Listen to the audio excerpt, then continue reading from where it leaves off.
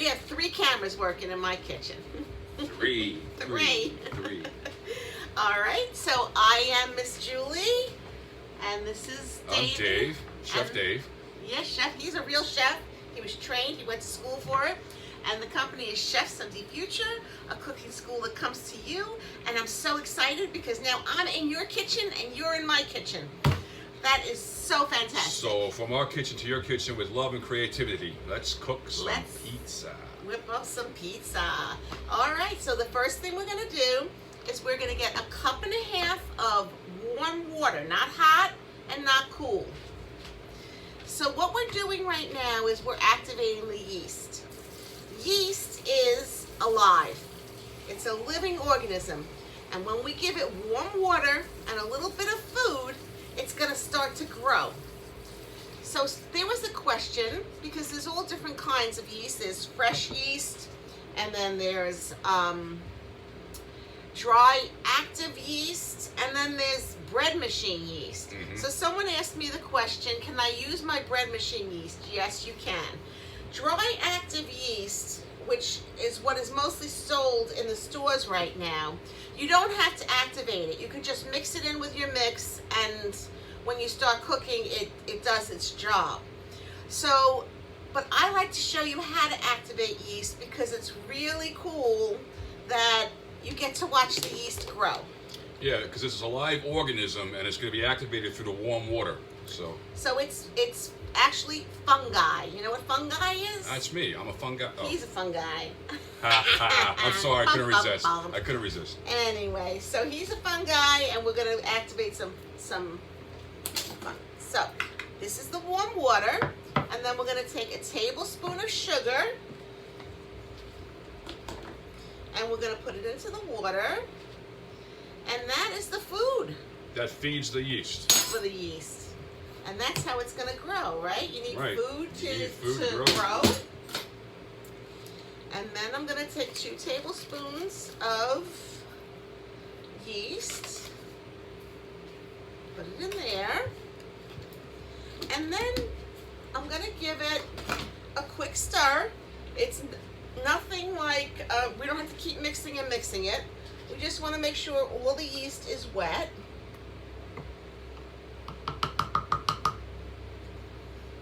Now what's going to happen is while we rest, what's called resting the yeast.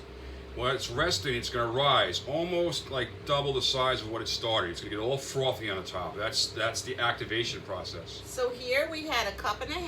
So I'm Right. going to give you the other view. It's at 1.5 cups right now. And I'm going to show you the inside of it.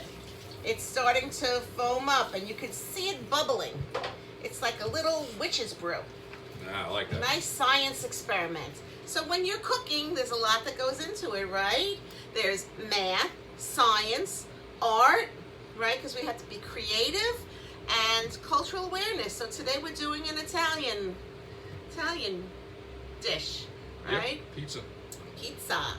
All right, so while we're waiting for that to rise, we're going to get our bowl with our flour. So, this, I have a bowl. I do. So we have different kinds of measuring cups. This one right here is a wet measuring cup, a liquid measuring cup. And these cups that have marked on it, like this says 1 cup, this is a dry measuring cup.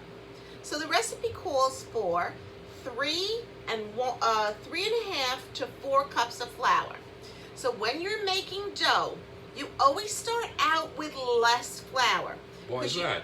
Because you could always add flour afterwards. It's hard to take it out, or it's hard if you had too much flour and then you put water in it, it's hard to mix it in better. Gotcha. So we're going to start with 3.5 cups of flour. When you measure your flour, you scoop your flour into your cup. Do not pack it down. Then you're going to take the straight edge of your spoon The handle. Yes. handle, and you just swipe it across. So I like to swipe it twice. And that's known as a level measured cup of flour. It's So- leveled. That's 1 level cup of flour. Exactly. It's a beautiful thing. It is. So I'm going to put 3 and swipe. Try to do it over the bowl because you want to try to work nice and clean. That's half the battle of cooking and baking, is working clean as you go. So that you don't have a big mess at the end. That's me. I'm the messy one. He's the clean one. All right, to be fair, she can put out a family meal in 25 minutes to a half hour, but there's some collateral damage and wreckage after. Me, it takes me about an hour, but everything's cleaned up. All right, so that was 3, and now I'm going to go for my half cup, which is a different cup. That's a 3/4. That's not the right one. That's not going to work with There it is, right here. This is my half cup. So 3 1/2.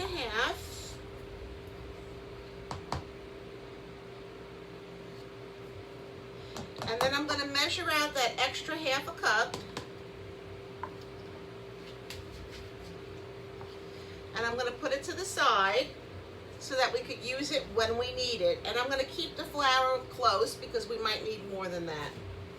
So that's 3 1/2 cups of flour, and we're going to add to this a teaspoon of salt.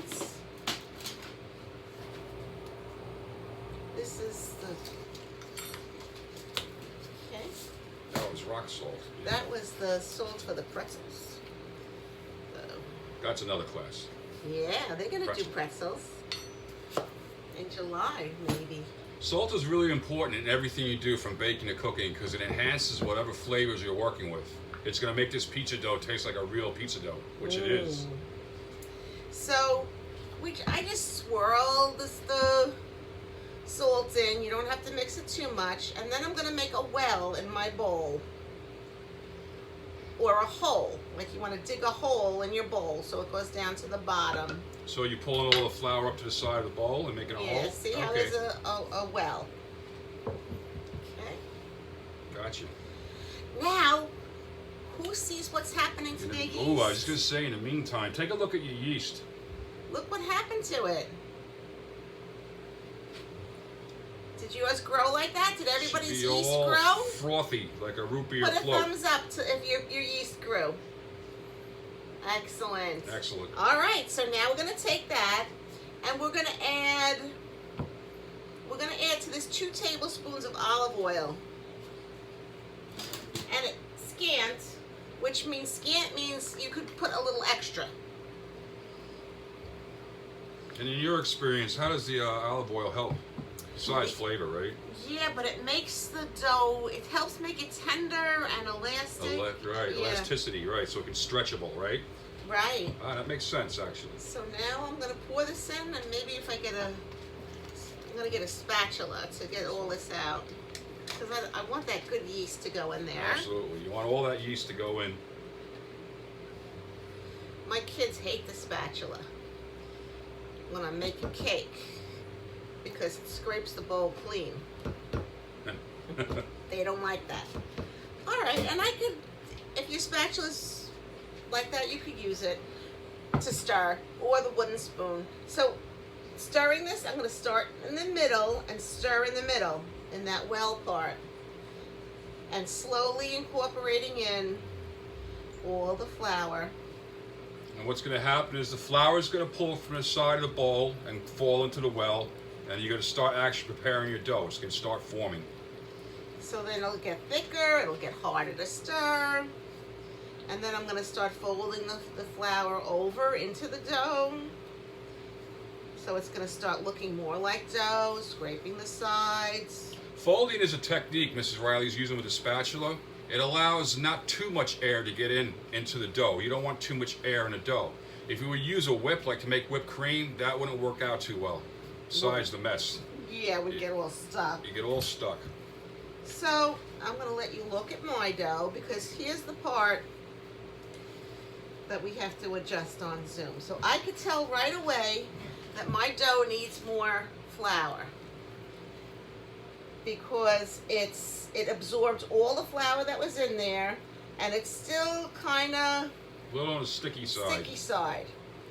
So I'm just going to add a little bit in the bowl. From that flour we reserved before on the side. And then I'm going to take some flour and put it onto our cutting board and spread it out a little bit. Don't play with it too much. I know it's very tempting to play with that flour. Don't do it. So my dough kind of formed a ball, and this is called turning dough out onto the cutting board. So we turn it out onto the cutting board, and my bowl is pretty much clean, but I'm going to scrape it. If yours is not clean and it was sticky, it just needs a little, that's A little how more you flour. tell it needs a little more flour. So I think that we're done with that. Now I'm going to demonstrate how to knead the dough. So this is your hands. Pay attention very closely, okay? This is your hand, this is your palm, and down here, this is called the heel of your palm. You're not going to stick your fingers into this dough. If you do, the dough will get all over your fingers, it'll get all sticky, it'll be a very big mess. So, No fingers. no fingers. So I'm going to press down with the heel of my palm, and I'm only going to use one hand in my dough. I'm going to keep the other hand clear to guide the dough. So I press down, and then I fold the dough over. And I press down again, and I fold the dough over in another direction, and I keep doing that. Now, when you're kneading dough, you put your body into it. If it is sticking to your hands immediately, that means you need more flour. All right? The dough should be tacky, and that word tacky means that it's a little bit sticky. Well, it's moist. It's moist to your skin, like it's a little wet, but it's not sticking like clumps of glue. It's not, yeah, it's not getting all really.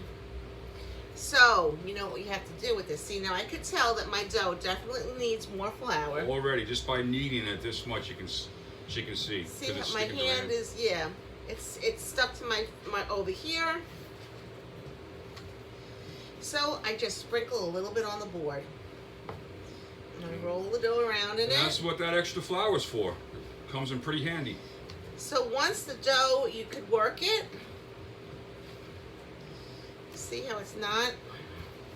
Now guess what? We have to, this is old school. Okay, this is how my grandmother taught me. We have to knead this dough for like 5 minutes. So we're doing a lot of that. But your dough should not be dry. We don't want it to be falling apart. When you fold it over, see when I fold it over, the creases go away. We don't want a lot of creases in the dough. That means that the dough is a little too dry. Okay. You want me to take over for a little bit? Sure. We can do that. So I encourage everybody to try to knead the dough.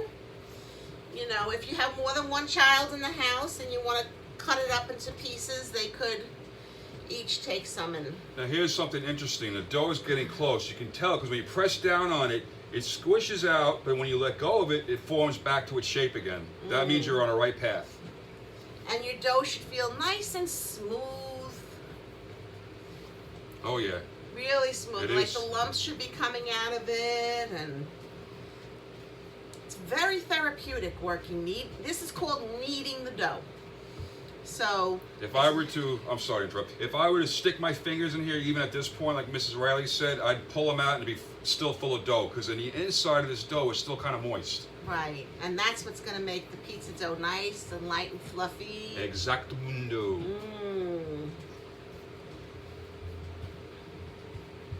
So I am going to get a nice little bowl.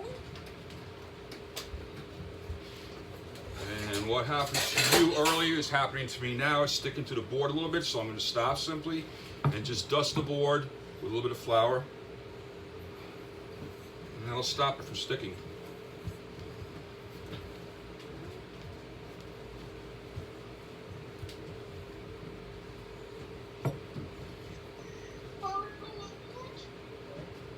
Okay, how's everyone doing? Does someone have anyone have a question?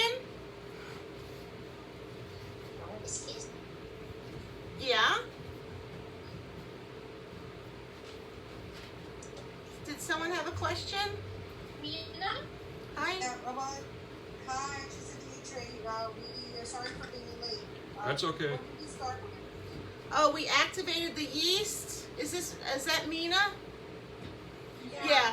So you definitely have to activate your yeast because you have the bread machine yeast. So you're gonna take a cup and a half of water, warm water, put a little sugar in it, Okay. and then you're gonna Actually, add the. I found the packet of the active dry yeast. Oh, good. So then you're gonna do the same thing. You're gonna put that in the water. I use 2 tablespoons of yeast, so you might need some of that bread machine yeast too, because I think those packets are only. Yeah, they're very. There's not that There's much. not so much in there. Right. Yeah, there's only about A teaspoon of even. 5. Yeah. So use the packet. How many packets do you have? I have a bunch of packets, but if I was using the bread machine yeast, how much would I need? Two tablespoons. But if you have the dry active yeast, it'll speed up the process. Okay. Test that. The dry active yeast, I was explaining to them that they don't, it doesn't need to be activated. Really, I was just showing them as a science experiment what happens when you give yeast warm water, sugar, it starts to grow. Yes, when you provide the right environment, what happens? It transforms. So now the dough is nice. It's in a ball. We're gonna let this rest now. Once you've kneaded, I'm gonna just put a touch of oil on the top of it. Oh, can we use our roasted garlic oil? Oh, we could still do it. We're gonna use our infused roasted garlic oil. So beautiful. So we're gonna let this rest. Actually, I'm gonna put it on the smaller board. That makes sense. What happens when you rest? So, Mina, then you're gonna measure out 3.5 cups of flour and a teaspoon of salt. Okay. All right. And that extra half a cup of flour we use when we're kneading the dough. So, Gotta slide you what up. happens? I asked that question. What happens when we rest? When we go to sleep or we take a nap? Anyone? We gather our Well, you get energy and gather what our else? strength back. We get our strength back and we grow, we right? grow. When we go to sleep at night, our bodies grow. So what's going to happen is our dough has to rest because it has to grow. All right? Gotta grow the dough. The dough's gotta grow. All right. So while it's growing, we're going to start our tomato sauce. So we have a burner. Oh no! Before we put the burner on, we have to cut an onion. We have to do our garlic. And garlic. So we need onion, garlic, and basil. Yes. Oh, there's one in there that's half cut. I think. I'm sorry. Yes, there is. There is. Would you like the basil? Sure, I'll do the basil. Now, kids, while you're what I like in my classes, so the kids could participate while the adults maybe cut the onion, you could take a scissor and you could cut up your basil, right? That's a safe, efficient way. Yes. Who asked the question? Actually, said teacher, that's my daughter. How many tablespoons of the dry yeast did you say? 2. You're welcome. So you don't want the stems. And then what I like to do sometimes is put it in a bowl like this and use my scissors like this instead of using a knife so that the kids could have something to do. That makes sense. Right? So first I pick all the leaves off.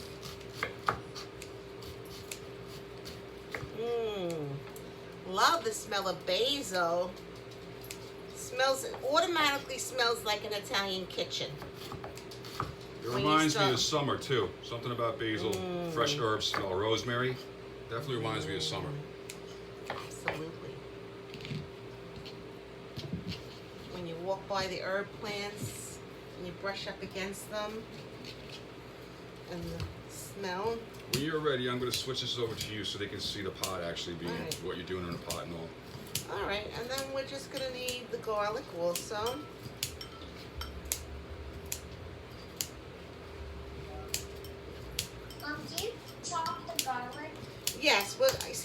the scissor to cut it. So yes, you want to chop up the garlic, mince the garlic. Do we have a trick of that for the kids, or just do it the way I was doing the onion? Oh, so yeah, I mean I use the scissor for the garlic. The garlic, yeah. They say garlic. I'm still thinking basil. So we have two ways we could do the garlic. Here's the garlic right here. We have a garlic press. There you But this tool is hard for children to use because you have to have the strength in your hands. And it's hard for old people to use because they usually have arthritis. go. It does take a little bit of strength to squeeze it out. So I am going to mince this garlic. Very nice. You got one right here? Yeah.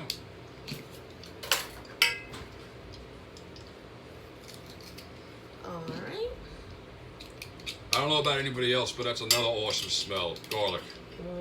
We love garlic. We make roasted garlic, which takes on a whole different flavor. It's very sweet, and you can put it in many applications, many different Yes. foods. Roasted garlic. Oh. Oh, I have some. I'm going to show you my roasted garlic. Roasted garlic, you just take a This goes good on piece pizza. of aluminum foil and you pile your garlic up and you Hit it with olive oil. put some olive oil and you make a pouch and you bake it for like a half an hour. But then it gets cooked like this, and if you just press down on it, turns into like a paste. And this paste, this is a lot sweeter. It's not like the bitter, stringent garlic that we're chopping up now that's going in the sauce. It's very sweet and mild. Right, so they'll make a garlic paste, they'll serve it to you in Italian restaurants, you just spread it on your bread. Oh, we had that so many times. You put it on top of focaccia bread. It's really good. All right, so as you notice, I press the garlic into the pan, and I'm going to coat the bottom of the pan with olive oil. Okay. She doesn't want to use my roasted garlic rosemary oil. All right, put a little in for flavor. I have been using it. I know, it's just almost today. empty. It's just today we haven't. And then I'm going to put it on the stove, and we're going to have our handy dandy. This is my induction burner. Don't think it's on. I don't hear the fan. There you go. There we go. Now we're cooking. So it's on medium. I'm going to get a wooden spoon ready. So medium high. And basically the garlic starts to sizzle right away. Then I'm going to throw my onions in. This is your basic sauce starter for your tomato sauce. Garlic, onion, and olive oil. Right, just those three. And the onions are sizzling, and they're talking to me. The food talks to you, by the way. Yes, they're taking a nice hot olive oil bath. You're going to be so good in my tummy. Okay then.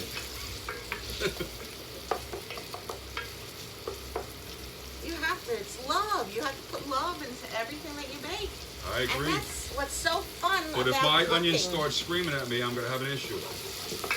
Because all that love that you put into your food, then you have to share it with other people. Spread the love. When you cook, you don't just keep it for yourself. Well, that's what brings families together. Yes, and traditions. So I want you to see my onions. I'm going to go in the small picture. And they are starting to get a little translucent. Translucent means they are becoming clear. Clearer, see-through. And they pick up the color of the olive oil, which is very golden. Now we don't want these to burn. We just want them to get translucent and cooked. The more we can cook them without burning them, the sweetness is going to be into the sauce.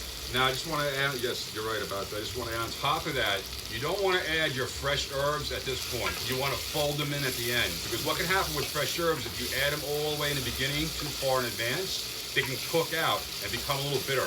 So you're best to fold them in towards the end. So the basil is going to stay until last. We're ready. All right, so this is just before they start turning brown. We're going to add the tomato in. So this is, we're using tutta rossa. I usually use some red pack or any tomato. Tomatoes. I used crushed tomatoes, and I didn't have puree, so I used diced tomatoes, so my sauce is going to be chunky. But I think in the recipe I put crushed and puree. And puree. Good question. Very good question. So this is going to cook. I'm going to put this to the side to cook. Just be careful. And we're going to add just a little bit of salt and pepper. Salt, about a teaspoon, and the pepper. And I'm going to leave my basil to the side. It's not going in yet, like what Chef Dave just said. We have to wait till the end to put that in. So basically what we're doing with the sauce on a low, slow heat, not too hot. We're just reducing the sauce to get that flavor from the onions and the garlic and the oil.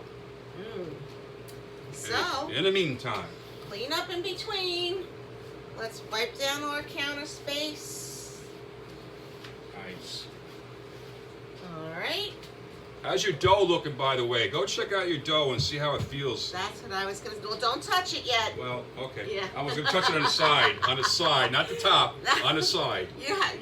I've been working with kids a long time, so touching the dough means... No, not your whole hand in No, there. you just kind of poke it on the side. And look, oh, it's bouncing back. It's bouncing right back out. That's and a good did dough. it grow? Is it getting bigger? Thumbs up. Is your dough getting bigger? Excellent. So now, here's what we're going to do. We're going to get our pans ready. All right, and this time we're going to use what oil to line it? We're going to use the Roasted. rosemary, garlic oil. Somebody has to bust their chops. It's got to be me. So here, put the big one there, and the little Yep. one here, and then. We can switch them out. Oh, you know what we have to do too? Before the dough is going to keep rising, we got to make our mixture for the garlic knots, right? Oh yeah. All right. So here we go with the garlic, more garlic, and I used my bowl. And we can use this as well too. We can.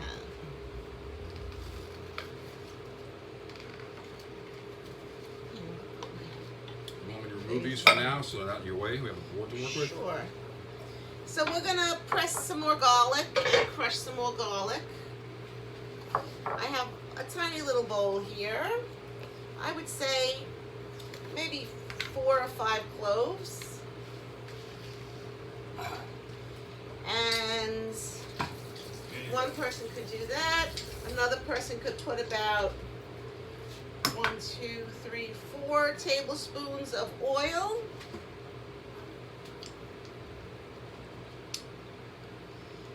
And we want to do that. What did I say, 4? 4. And then the other thing that has to go in here is The main ingredient, as far as I'm concerned. some grated cheese. Cheese. We like cheese. So we're gonna put 1, 2, 3. That's about 3 tablespoons of So grated actually, cheese. the main ingredient is the garlic and the oil. But garlic and cheese get along very well. They're the best of friends. They are. All right. So All right. that looks good. I'm gonna give that a little stir. Get a little spoon here. And this does not need salt because the cheese is salty. And you know what? Let's throw some basil in there. Ooh. I have some other herbs here. I have some rosemary. Got some chopped rosemary, so we're gonna add that too. You can put whatever flavor you like in there. So now I have this mixture that looks like this. Cheese, oil, garlic, and herbs. And that's going on top of our garlic knots when we make them in a little while. Right. So now Go back. we're going to, first I'm just gonna, so this is our dough. However many people are in your house, I'm gonna cut a piece off for the garlic knots. Right there. Oh, there it is.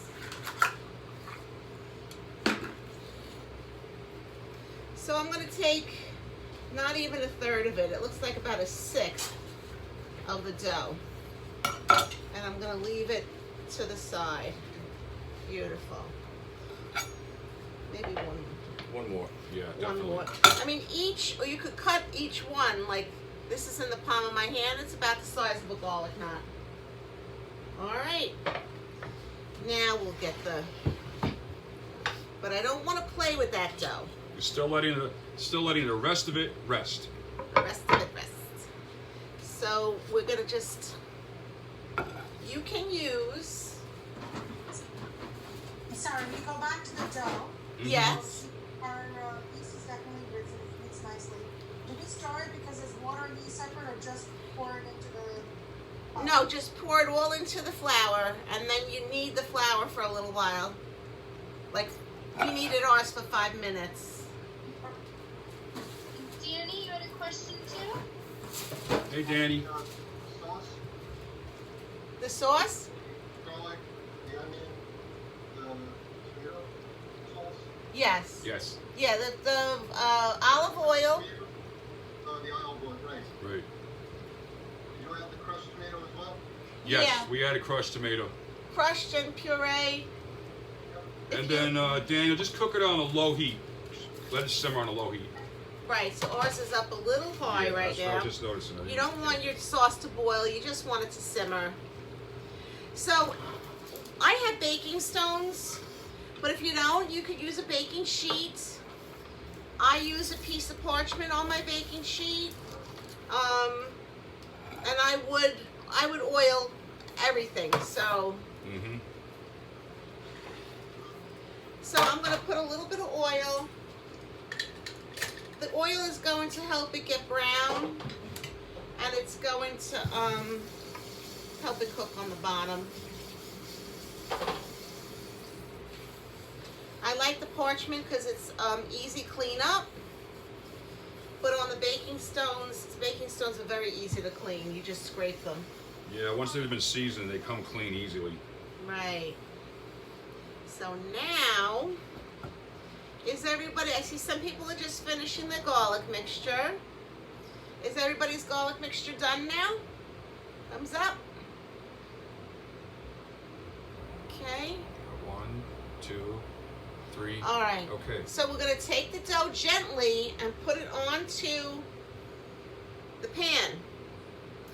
And we're going to, this time we are going to use our fingertips, but we're not going to go in with them curls. We're going to kind of push the dough from the center out.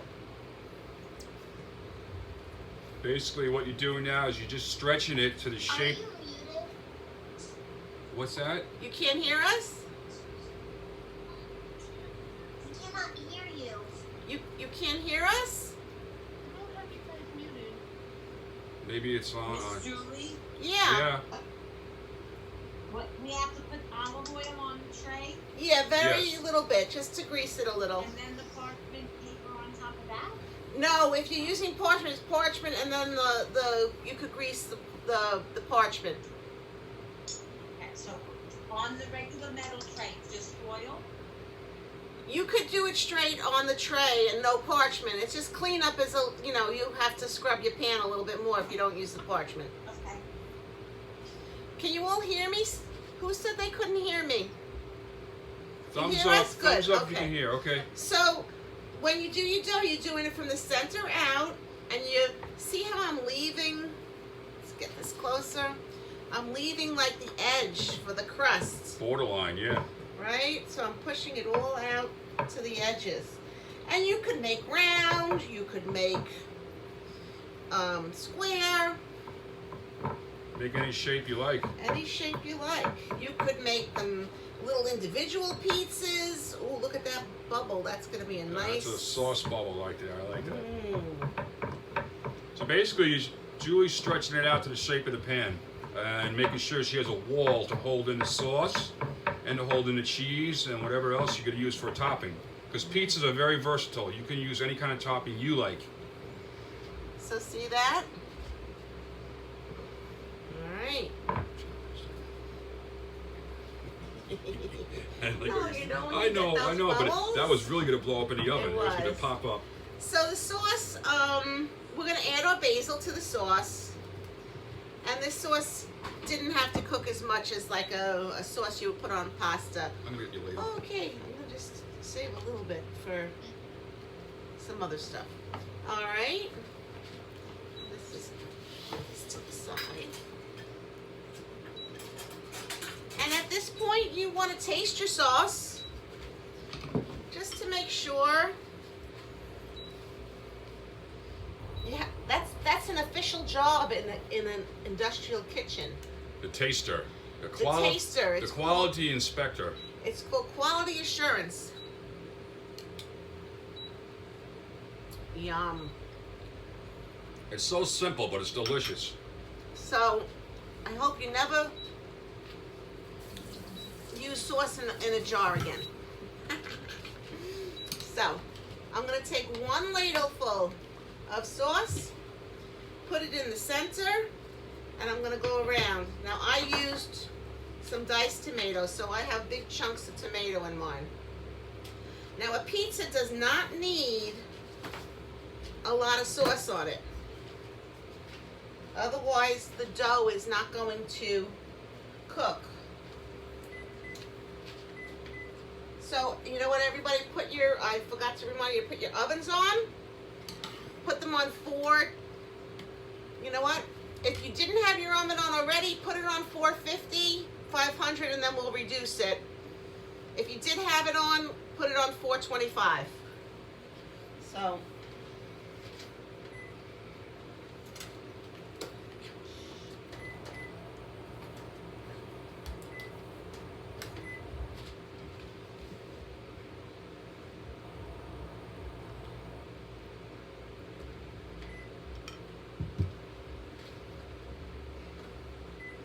it's very important that your oven is really hot when you make pizza. So, I put the sauce on. Now I'm going to take my grated cheese and I'm going to sprinkle it all over. I use my hands for everything. And make sure it goes all the way around. You're getting everything. How do you feel about putting some roasted garlic on there too, in one section? I would put some, sure, we could do that. So after the grated cheese,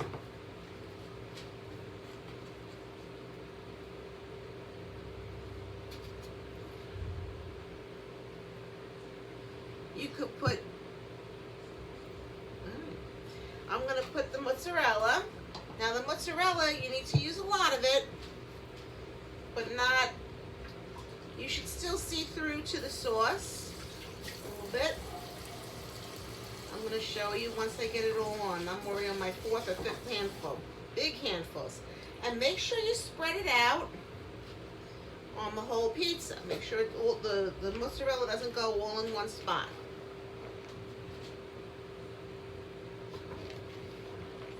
Get all the edges. Yeah, but not on the crust. That looks beautiful. Looks like something ready. Now, if you want to add anything else to this, I took out some. What did I take out? I thought I took out sausage. No. I didn't. Well, maybe we could put some pepper or broccoli. I want to put broccoli on mine because I love broccoli. Now, when making pizzas, if you ever heard of a white pizza, it's basically what we just made minus the sauce. It's any kind of topping you want to use, but there's no tomato sauce in it. They call that a white pizza. So, since I didn't cook this broccoli ahead of time, I'm going to cut it up kind of small. You could, well, I don't think the kids, No, the kids our don't, kids really don't. Our kids like straight pizza. They don't like That's where we put the garlic. too many different toppings. But Right. But I like that. Nice. And if you had peppers or zucchini, want to put zucchini on? not a big zucchini fan. Mmm. But you can do it. All right. I don't know. My sausage is gone missing. It's making me crazy. All right. So this is ready to go in. Oh no, we're going to add some basil to the top of it also. At this point, you could use oregano, you could use dried or fresh herbs. Can't go wrong with fresh herbs. Really can't go wrong with anything. But I'm not going to put it in the oven because the oven's not ready, right? No, we're going to set it off to the So side. I'm going to set it to the side, and what's going to happen is this is going to be more like a grandma or a Sicilian, because this dough is going to continue to rise. Means it's a little thicker on the crust than Grandma's Sicilian pie, rather than a regular pie. And while we're waiting for that, the oven, we're going to make our garlic knots. Woo! That was loud. All right, so we're going to cut off pieces. Yeah. Excuse me. Yes. Did you add the basil to the sauce? Yes, we did. Yes. If you already started putting the sauce on the pizza, that's okay. Just put some basil on it. You can sprinkle it right on. Just sprinkle it right on there. So that was a lot of sauce. You're gonna have enough sauce for some pasta tomorrow or another day. So I'm gonna cut my pieces of dough, the little pieces that are left. They're like the size of the palm of my hand. Again, I use, yes, What do I do for the garlic knot? the garlic knots, we're gonna make them right now. So we're cutting the dough that we cut off, that piece of dough that we cut off, the extra dough, we're gonna roll out, cut them into little pieces, and we're gonna roll them out into snakes. And if you don't have any garlic left, what do you do? If you don't have garlic, I'm sorry. Dough, I think she said. Press. The press. Oh, then you just chop it up. Oh. Okay. So here's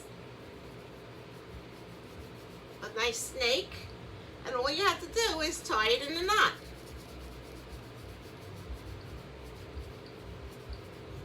And put it on your tray. And this, And it kind of looks like a pretzel, the shape of a pretzel. But it's going to blow up. It's going to balloon up when it cooks.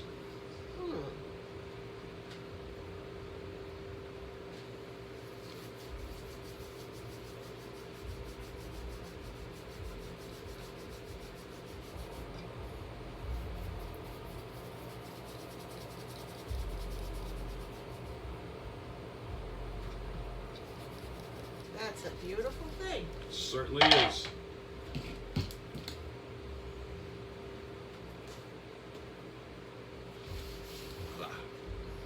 Alright. And when you have all your garlic nuts on your second tray, Here's that mixture we made earlier. so we're just going to spoon some on. Make sure you get, spoon some on the top. Excuse me? Yes, How do we make the mix? it was olive oil, garlic, Parmesan cheese. Parmesan cheese, or locatelli, and herbs like basil. Okay. Basil, oil, cheese, and garlic. Basil, oil, cheese, and garlic. That's a great combination. Certainly is. Now, this same mixture, you could, if you had Italian bread, you could slice the Italian bread. You could add some butter, cream some butter, spread it all out on the Italian bread. That's how you make. That's how you make garlic bread. Same thing as the garlic knots.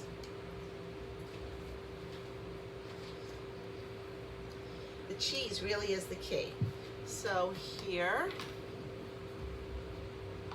is a picture of my garlic knots. And what does my oven say? My oven says that it still needs to heat up. If anyone's oven is ready at, it needs to be at 425, 450. But don't put the pizza in before it reaches that temperature. So while we're waiting for that, I'm just going to show you a little something else. Let's get another square one. Yeah. So I had a little extra dough while we're waiting for the So a square pan. oven to heat up.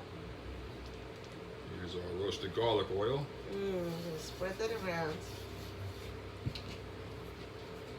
And I'm just gonna, I had some other dough that I had. So if you want to make like a calzone, Very easy to make calzone. you flatten out your dough.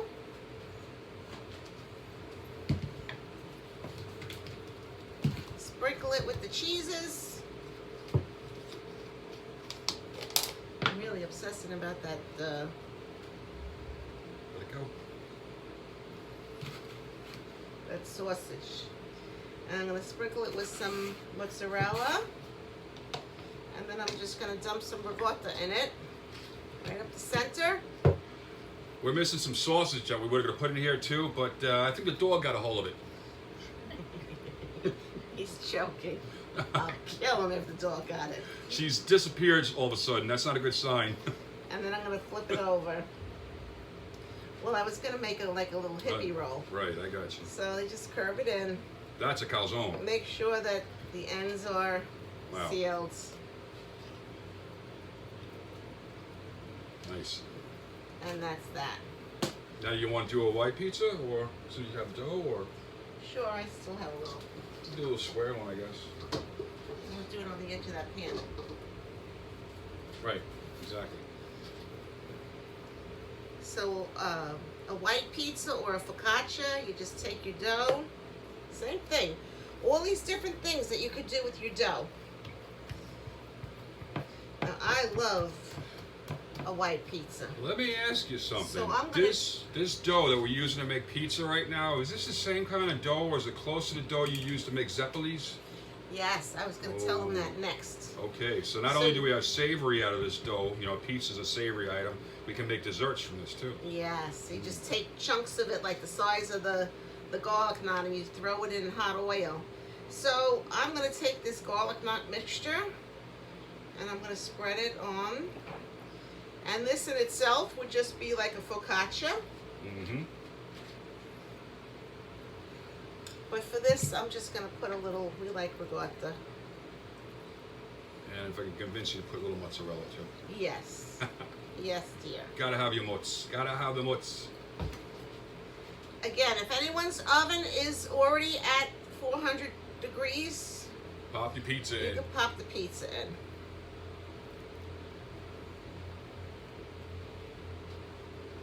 There you go. Can we put the garlic nuts in too? Yes, you can put the garlic nuts in too. And I'm going to put some, what else am I going to put on here? Bottom for pizza. What is that? What's that? Both. You could put both of them in. You want the pizza could go lower than the garlic nuts could go higher. I'm going to do some of that zucchini because I'm just want a little bit. And nobody else is going to. Well, here, slide this over, I'll cut it for you. Okay? Excellent.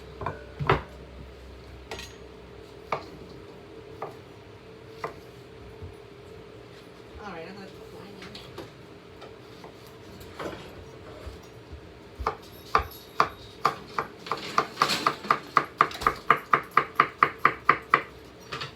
It smells really good in my It smells really good. You're doing it correctly then.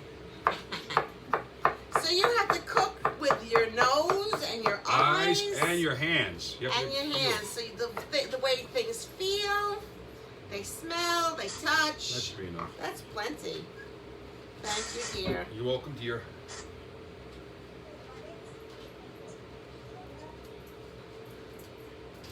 So if you were gonna make zeppoli later with some dough, then what you would do is you cut off little pieces of dough and you throw them in hot oil. Then you take them out and you put them in a bag and sprinkle some Powdered sugar. powdered sugar. How long does the pizza cook for? Well, if the oven is really, really hot, it should only be like 15, 20 minutes.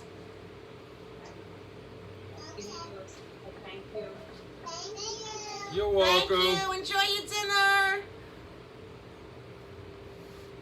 All right. good. I think I might need a little. I have the oil on. Mozzarella. Oh, the mozzarella. You gotta have the mozz. I gotta get them. Well, Chef Julie, Yes. the instructions say that you have to knead it for 5 minutes, let it rest, and then knead it again for another 10 minutes. And No, then- you know what? You don't have to do that. We did it. We just did the fast version. If you, after you make it once, if you're doing this on your own, you could let your dough rise a couple of times. It definitely changes the texture of the dough. It does make it nice, but you know, I do classes in 1 hour, so I just do one short rise on it It needs at least that 1 5-minute kneading process. and the rise. And the rise. Yeah. Right. Considering that we started late, and so we're half the time at class, how many times do you think we should do the kneading and rising? Oh, just then you would just knead it now and then let it rise again. 10 minutes, right? Yeah, yeah. And I need it again. I heard you need it again. That's hard work, right? Kneading. Yeah, the kneading process is getting tougher. When you knead, you push your whole body into it. You Use your body weight. use Yeah. your body weight to press into it. My grandmother was a very strong woman, and now I know why. Mm-hmm. I'm gonna go a little more Romano cheese on top of here too.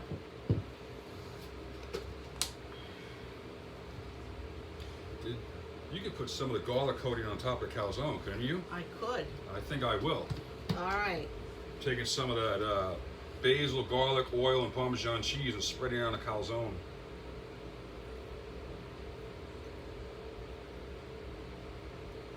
All right, now we're cooking with something here. All right. I'm gonna put this in.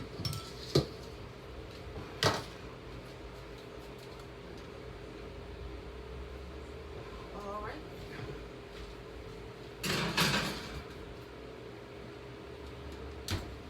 Something All right. spills in the oven. It's the garlic oil. All right. Does anyone have any more questions? Question time. Oh, make sure you take lots of pictures. Send them to Ms. A. That'd be great. Yeah. You take photos of your stuff, your work. Make sure they go on Instagram and Facebook and all that good stuff. Yeah, and then I'll be able to see all of them and like them, make comments. Bye. Bye. Hi. I'm sorry, someone asked something? Yeah, so the garlic knots, the same, about not that long, right? Right, you'll see when they start to get color to them. A little you know, tannish, a little they'll tannish. be tan.